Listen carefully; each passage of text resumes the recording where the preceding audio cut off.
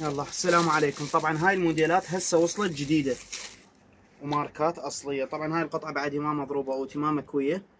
قماشة الخامة مالتها ستن. سعر هاي القطعة هي كان 25,000، هسه احنا نبيعها ب15,000 دينار فقط. ب15,000 أم ال25 ب15. هذا اللون مالها الثاني.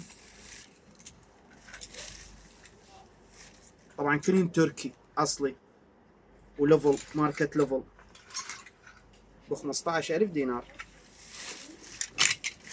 وعندنا هذا الموديل هسه هم جانا جديد، روعه كلش راقي، مال عرايس، مال مناسبات، الوانه كلش حلوه. باللون هذا البرتقالي، هذا ويا الكابو يشتغل، الوانه كلش حلوه.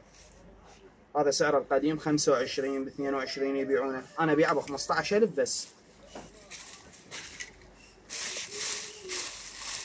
شوفوا هذا اللون، هذا مدرسي، شيء كلش راقي جامعي، لون كلش هادئ. هذا يصير ويا بطرون نيلي او بطرون اوف وايت، فشي كلش روعه. وهم ماركه اصليه وتركيه. ابو ال25 ب 15,000 دينار. هذا انسي الاوتي مالته، خو هسه طلعته من العلاقه، يعني من الكوي، اصلا ما مكوي العفو، فشي كلش حلو. هذا اللون الوردي مالته نفس الموديل، اللون الوردي، فشي خبل. طبعا القصه مالته يجي من ورا طويل، اطول من القدام.